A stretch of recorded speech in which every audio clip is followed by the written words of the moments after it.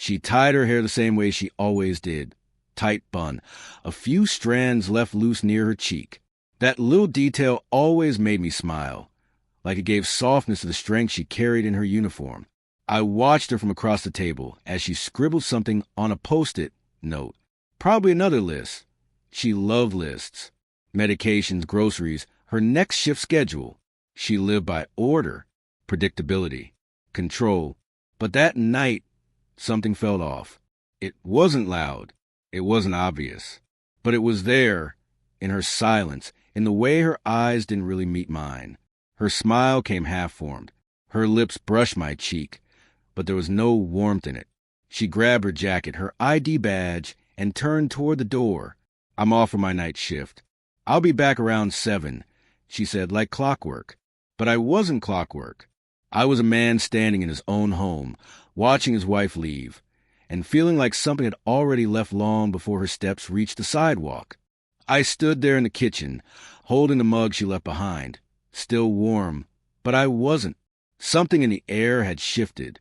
Not the kind of shift you feel when winter arrives or when a light goes out. No, it was the kind of shift your soul notices before your mind catches up. That sick quiet in the room, the kind that doesn't comfort, it warns. That's when it hit me. Maybe this wasn't just another night shift. Maybe this was a goodbye wrapped in a lie. And I know how that sounds, paranoid, insecure. But if you've ever had that feeling, that split second where everything looks the same but feels wrong, you know what I mean. You know that chill that has nothing to do with temperature. And if you've ever lived through that kind of moment, where love becomes a question instead of an answer, then this isn't just my story. It's yours too. And if that's the case, I want you to stay. I want you to hear what happened. Because I wish someone had told me what I'm about to tell you. Subscribe, not just for this story, but because sometimes we all need to feel a little less alone in what we felt. And right now, you're not alone. So I laid in our bed that night, staring at the ceiling, tracing every memory that led to that moment. She had a night shift. I had a feeling. And I didn't know it yet, but that night shift would change everything. If you've ever laid next to someone who made you feel completely alone, then maybe this story isn't just mine, it's ours. And if that's true, subscribe. Because stories like this deserve to be heard by those who understand. The morning after her night shift, she came home carrying the same tired smile she always wore after working 12 hours in a cold hospital. Her scrubs were wrinkled, her hair messy, her voice a little hoarse. It all looked right, exactly how someone should appear after a long night of caring for sick. She dropped her keys on the counter, gave me a quick kiss on the forehead, and went straight to the shower. That was normal, but what wasn't normal was the way her phone never left her pocket. Even when steam poured from under the bathroom door, I heard the buzz of notifications through the fabric of her jacket. She never used to care about that.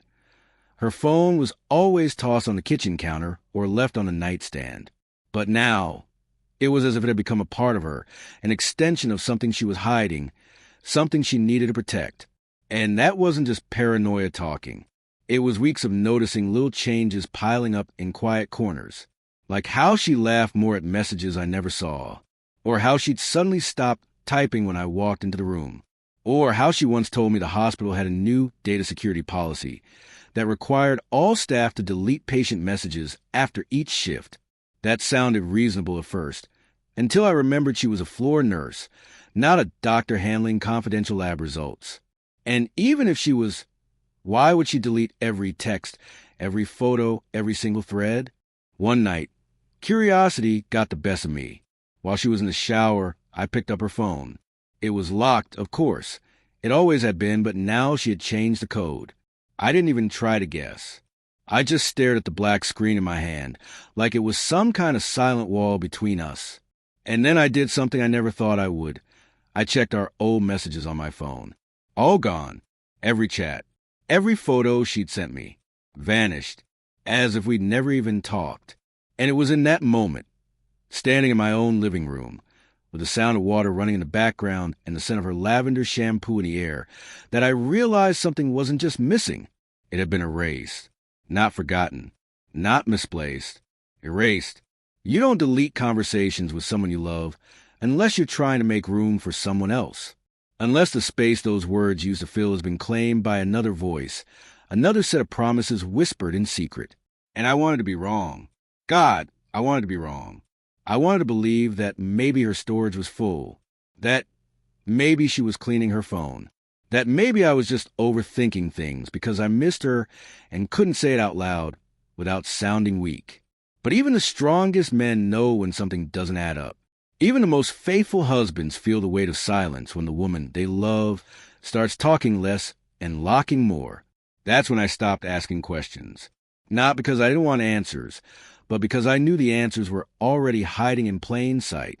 And if you're listening to this, if you ever open a phone just to feel like a stranger in your own life, if you've ever stood in your kitchen with your kids screaming at you while the world told you to stay calm, then you understand. You understand what it means to chase a truth that doesn't want to be found. You understand the ache of not knowing what you already know. And if you've been there, if you're there now, then subscribe.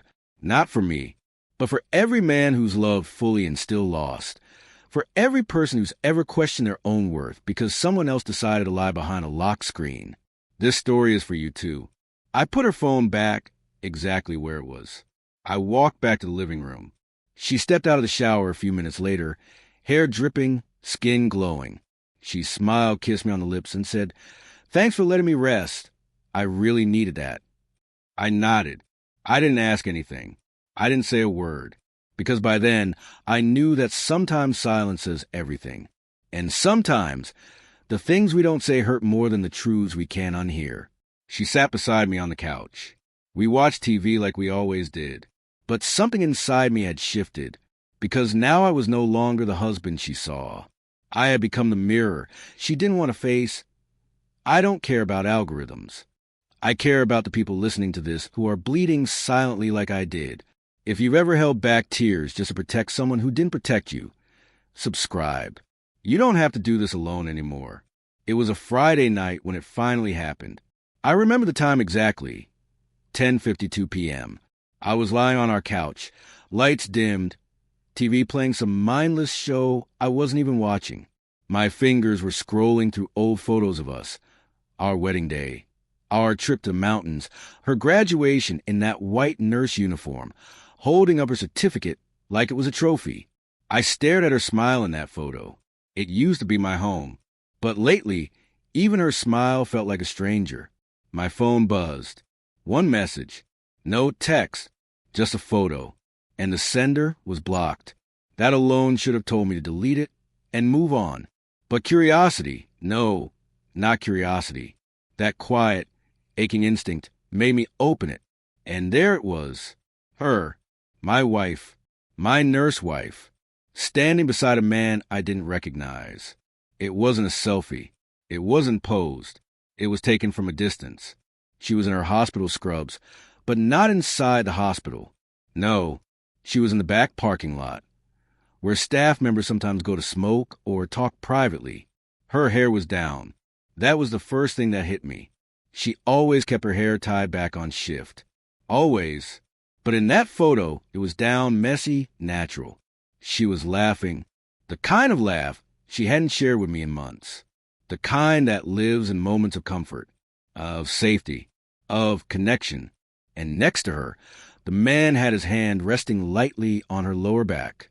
Not professionally, not as a friend, but with a kind of ease, the kind of quiet ownership that made my stomach twist into something I can't describe without wanting to throw up. I zoomed in. Once. Twice. Her badge was clipped to her shirt, tilted to the side. There was no denying it. That was my wife. And she wasn't saving anyone's life in that moment. She wasn't rushing between patients or logging charts. She was standing in the dark beside another man, smiling like nothing in her world could ever go wrong. I stared at the photo for what felt like forever. My heart didn't beat faster. It beat deeper, heavier, like every pulse was dragging the truth deeper into my bones.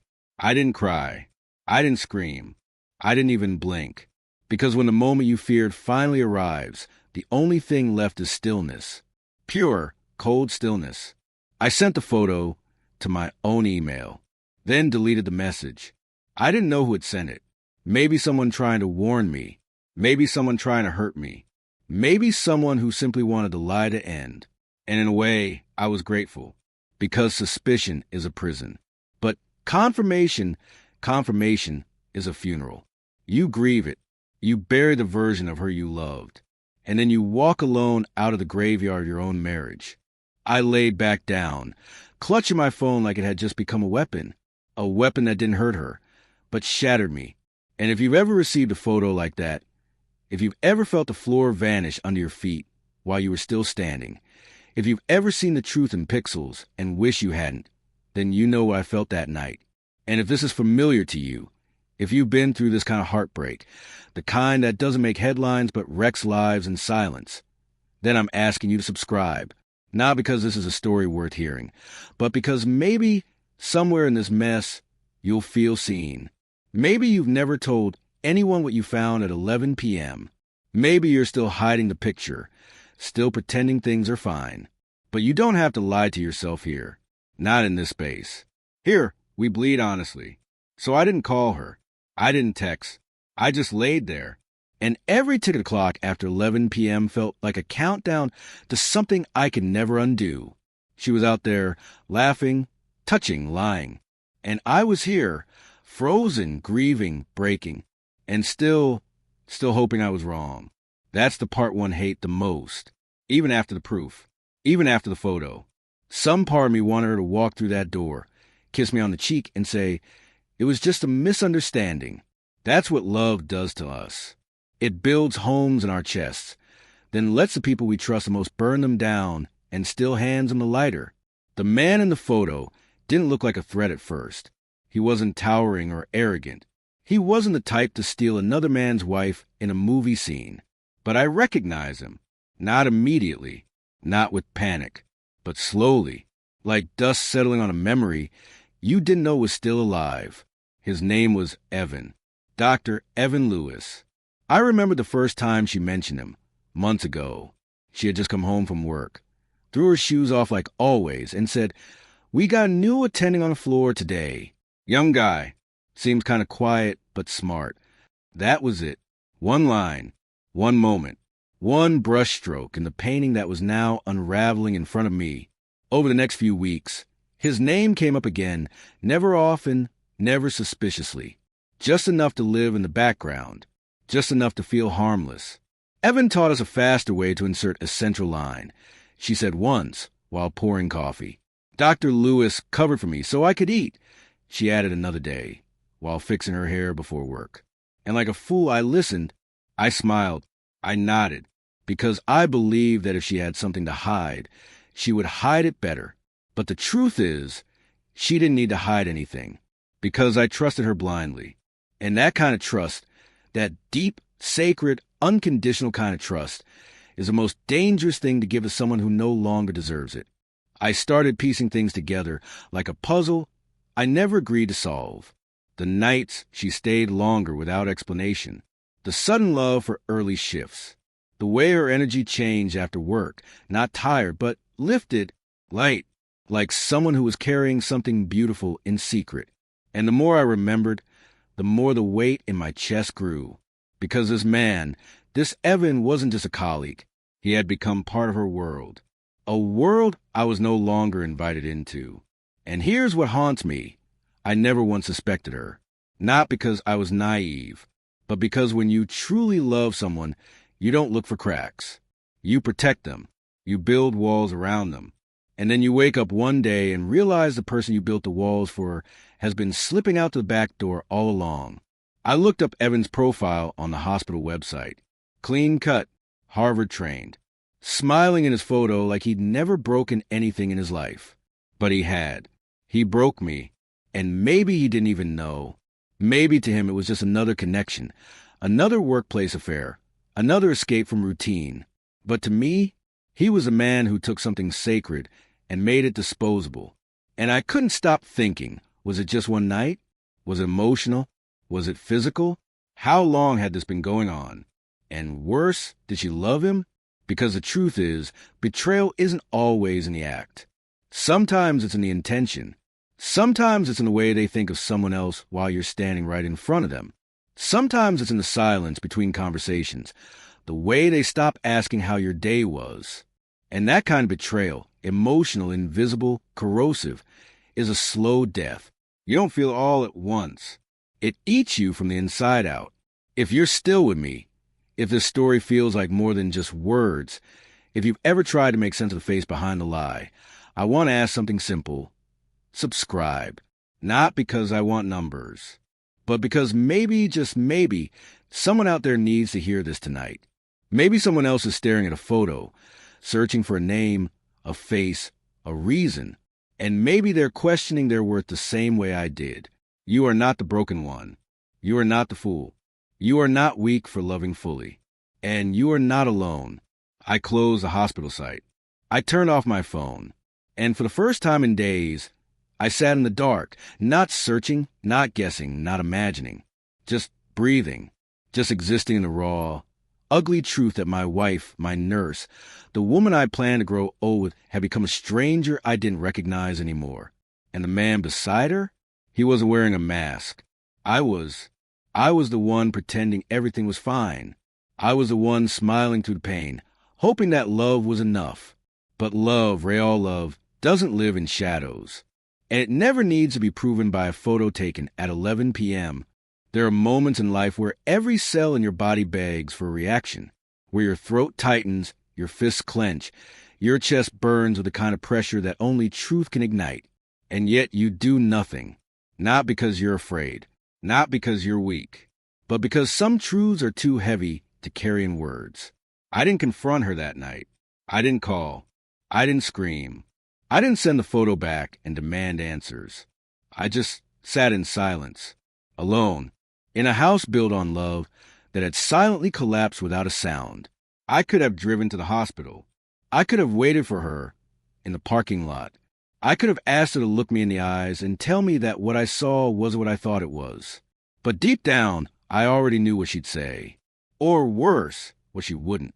Because the worst kind of confrontation is the one where they don't deny it, they just lower their eyes, and the silence becomes your answer. So I waited for the clock to hit 7 a.m. I waited for the sound of her keys in the door. I waited for her footsteps, her sigh, her shoes hitting the corner mat like they always did. And when she finally walked in, she looked exactly like she always did. Tired, slightly disheveled, like someone who spent the whole night under fluorescent lights, saving lives. Except this time, I didn't see a nurse. I saw a liar, and I hated that. I hated that the image I once admired, my wife in her scrubs, hair messy, eyes soft, now made my stomach turn. She kissed me softly. "Rough night," she whispered. I nodded. I smiled. I asked, "Did you eat?" She shook her head. "No time." I offered to make breakfast. She said she just wanted to shower. And just like that, the lie slid into our routine like it belonged there, that entire day. I carried the photo in my mind like a wound I couldn't close. I looked at her as she sat on the couch later, scrolling her phone, laughing at a video, sipping coffee from the same mug I gave her on our anniversary. She was beautiful, familiar, mine, and yet she wasn't. She belonged to someone else now, to a moment that wasn't mine, to a story I didn't know I was a background character in. And the worst part? She didn't even seem guilty.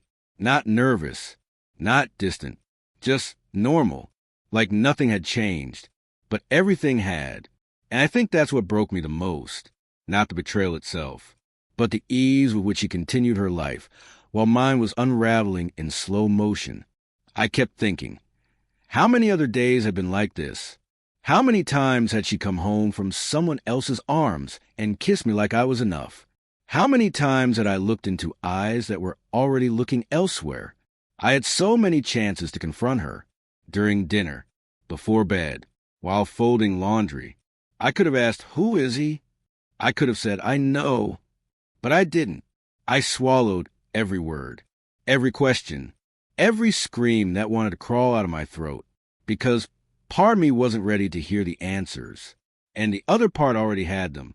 If you've ever been there, sitting across from someone you love, knowing someone they don't know you know, then you understand this kind of silence. It isn't peace. It's war with no weapons. It's pain that wears a smile. And if this feels like your story too, then subscribe. Not for me, but for every person who's ever held back their voice just to protect a love that no longer existed. For every man who's chosen silence over destruction, who's grieved while still pretending everything was fine. You're not alone in that. That night, I lay beside her, her back facing me, breathing steady. She fell asleep quickly, as if her conscience had nothing to carry. I stared at the ceiling again, but this time I didn't trace memories. I rehearsed conversations. I practiced every version of I know. I imagined her face when I showed her the photo. I pictured her crying, denying, admitting, apologizing, blaming, but none of it felt right. Because no matter what she said, it wouldn't undo the picture. It wouldn't untangle the intimacy I saw. It wouldn't bring back the trust that evaporated with a single image at 11 p.m. And so I chose not to confront. Not yet. Not because I couldn't, but because I wanted to see how long she would lie. How many more days she could look me in the face and pretend to be the woman I married. I wanted to see if love could die quietly without even a final breath. There's something cruel about realizing that the person you love most has been rehearsing their lies better than they ever rehearsed their vows. After I saw the photo, after I sat through her smiles and small talk, after I watched her laugh at shows we used to cry over together, something inside me shifted completely. It wasn't rage. Not yet. It was recognition. That quiet, devastating clarity that nothing around me was real anymore. Not the way she tucked her hair behind her ear when she talked about her shift. Not the way she reached for my hand at dinner. Not even the tired sigh she let out when dropping her hospital bag by the door. All of it was perfectly timed, perfectly scripted, perfectly empty. And I started to see it for what it really was. A performance. Every scrub she folded. Every thermos she filled with coffee. Every I'll be home late tonight. It was all part of the same scene. And I wasn't her husband anymore. I was her audience. One morning, she asked me to help her iron her uniform. It was early, the sun barely rising. I stood there, watching the steam rise from the fabric as I moved the iron slowly across the pale blue cotton. She walked past me, wrapped in a towel, humming, as if the weight of what she was doing hadn't even grazed her soul. That's when I realized she had gotten good at this. Not just the cheating, the pretending, the disguising, the subtle erasure of guilt. It wasn't a mistake anymore. It was a method. And the more I looked back, the more I saw it. The extra showers after night shifts. The sudden concern for a perfume before work. The text she answered in the bathroom. The planted details and stories I never asked for, but she made sure to tell anyway. Like she was laying out alibis long before I knew I'd need to trace them. I remember once, she came home late, and I asked her how it went. She said a patient coded. Said it was traumatic, that she held his hand as he faded. She teared up a little when telling me, and I believed every word. I wrapped my arms around her, kissed the top of her head, whispered, "You're incredible." But now I ask myself, was there even a patient? Was there even a code? Or was that just another cover story for a night she spent whispering someone else's name in the dark? The lies weren't just words anymore. They were woven into her uniform, into her stethoscope, into the ID badge that once made me proud. She was supposed to be a healer, a protector, a woman who cared more than most. And maybe she was all those things to someone else. There's a unique kind of betrayal that comes from someone who wears a symbol of trust every day.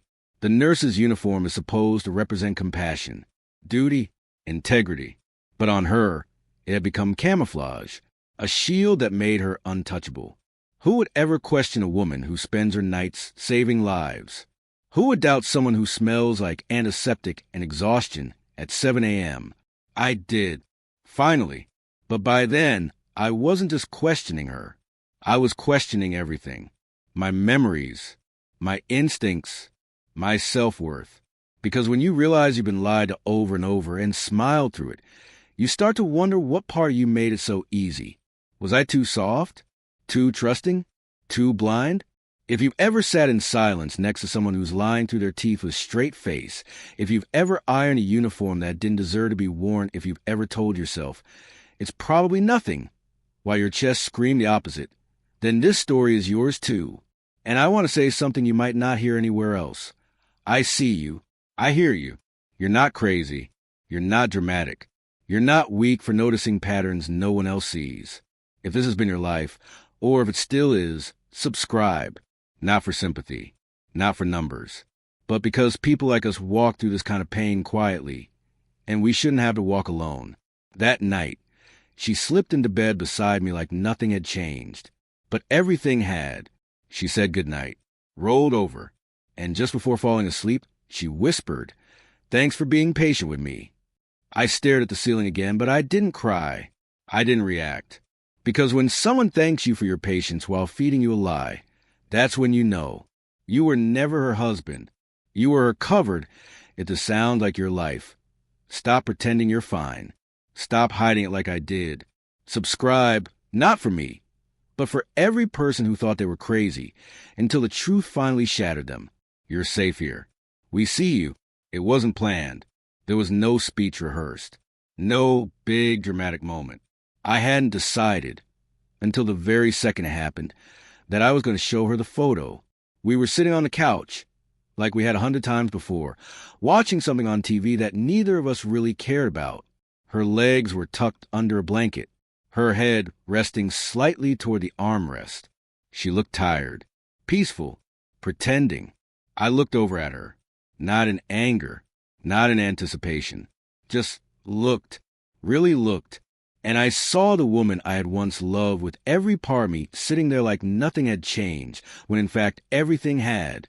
My phone was in my hand. The photo was still saved. I opened it, let the screen light up, turned it toward her. Quietly, no words, just the truth. She turned her head, slowly, saw it. Her eyes didn't widen. Her mouth didn't fall open. She didn't gasp or cover her face or even ask, "What is this?" She stared for maybe 3 seconds, long enough to recognize herself, to recognize him, to realize what I now knew. And then she looked away, not at me, not back at the phone, just down. Her hands didn't shake. Her voice didn't rise. She said nothing. And in that silence, I died, because I wanted a reaction. I wanted her to deny it, to scream, to cry, to fight for herself, for us, for something. I wanted her to say, "It's not what it looks like." I wanted her to beg, to explain, to make it make sense. But instead, I got nothing. Just that quiet shift in her eyes, that barely perceptible drop in her shoulders, that tiny crack in her posture that said more than 1,000 confessions ever could. And that was it. That was her answer. That was the truth. She stood up, walked into the kitchen, poured herself a glass of water, and for a full minute, the only sound in the room was the soft humming of the refrigerator and my own heartbeat pounding in my ears. She came back, sat down, pulled the blanket over her legs again, and said, with the calm of someone discussing the weather, "I didn't think you'd ever find out." That was it.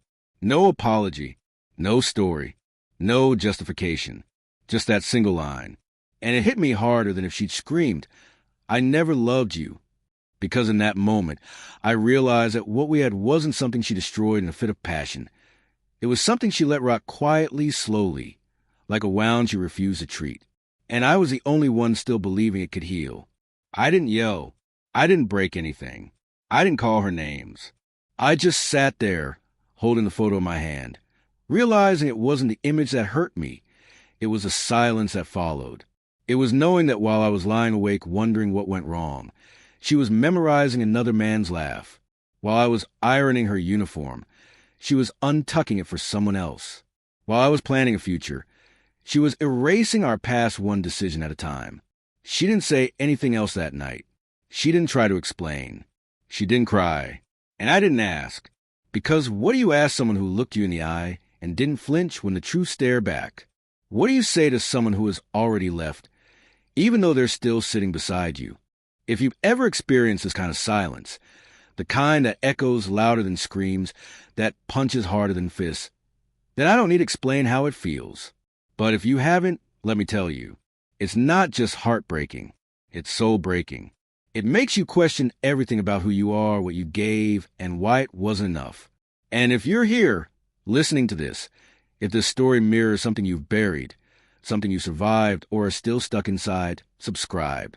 Because silence like this shouldn't be faced alone. Because even if the world doesn't see what you're carrying, we do.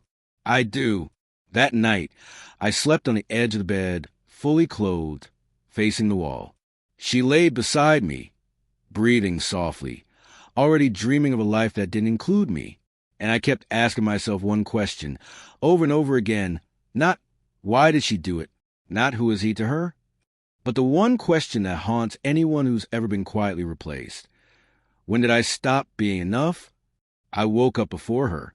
Or maybe I never really slept. It's hard to tell the difference when your body lies still, but your heart won't stop screaming. The light creeping through the window was soft, almost kind, as if the morning itself had no idea what happened the night before. I sat up slowly, looked at her one last time as she slept on her side, her back facing me, just like the night before and the night before that. The woman I had built a life around, the woman I'd once imagined growing old with, looked peaceful, untouched, as if the last few months hadn't meant anything, as if I hadn't been breaking quietly in the corner while she moved through our home like a ghost with someone else's soul. And in that moment, I felt something I hadn't felt in a long time. Not anger, not despair, but clarity. The kind of clarity that doesn't scream or shake. It just settles, like dust after the explosion, like air returning to a room after someone stops pretending. I got out of bed, walked into the kitchen, made coffee like I always did. 2 cups, one for me, one for her. Out of habit, maybe, out of memory, out of the remnants of a rhythm I no longer believed in. I sat down at the table, stared at the steam rising from my mug, and finally admitted something I hadn't dared say out loud, even to myself. She was gone. She'd been gone long before the photo, long before the silence, long before the lies wrapped in her uniform. She'd left piece by piece, word by word, smile by smile, until all that remained was a shell of a wife I still wanted to believe in. When she finally woke up, she walked into the kitchen, rubbing her eyes like nothing had changed. She looked at the second cup of coffee on the table and smiled faintly. "You always know," she said. I didn't respond. I just stared at her, not with hatred, not with resentment, just with the deep, quiet knowledge that this was the last time I'd ever look at her the same way again. She sat down across from me. No words, no apologies, just silence stretching between us like an invisible wall that neither of us tried to climb anymore. And that's when I stood up, reached into the drawer, and pulled out my wedding ring. I placed it gently on the table between us, not like a weapon, not like an accusation, but like a burial. She looked at it, didn't touch it, didn't cry. She just lowered her head, maybe in shame, maybe in relief, maybe in nothing at all. I whispered, "You were my world." She whispered back, "I know." And that was it. That was the end. No door slammed, no screaming match, no final embrace. Just a quiet agreement that whatever we had once built, we had now both silently walked away from. I packed a small bag, just the basics. Clothes, toothbrush, a few photos, ones from before everything got blurry. I didn't tell her where I was going. I didn't leave a note. I didn't need to. She knew, and I think, in some twisted way, she'd been waiting for this moment too, waiting for me to let go, so she wouldn't have to be the one to end it. And I gave her that. One last gift, one last act of love, for the woman I once believed she was. As I stepped outside, the morning air felt different, sharper, cleaner, like I could finally breathe again, like the weight on my chest had cracked open and let something sacred escape. I didn't cry. I didn't look back, because I knew that if I did, I might convince myself to stay. And I couldn't stay. Not anymore. Not after everything. And if you made it to this point, if you've listened to all of this and found your own pain in my words, then I need you to hear this. Letting go doesn't mean you failed. It doesn't mean you weren't enough. It doesn't mean you were weak. Letting go means you finally chose yourself in a world that taught you to choose others first. And if you're standing at that edge of staying or leaving, of believing or breaking, then this channel is for you. Subscribe because some truths deserve to be spoken out loud. Subscribe because your pain is real. Your story matters. And you're not alone. Not here. That was the night I let go of my nurse wife. Not with a fight, not with a bang, but with a breath. And for the first time in months, it wasn't filled with doubt. It was filled with freedom. You've come this far. That means something. You felt this. You lived it. Maybe not this exact story, but your own version of it. So if you're still here, still breathing under the weight of something they'll never apologize for, hit subscribe. Because no one should walk through this kind of betrayal alone. And if no one else says it, I will. I'm glad you're still here.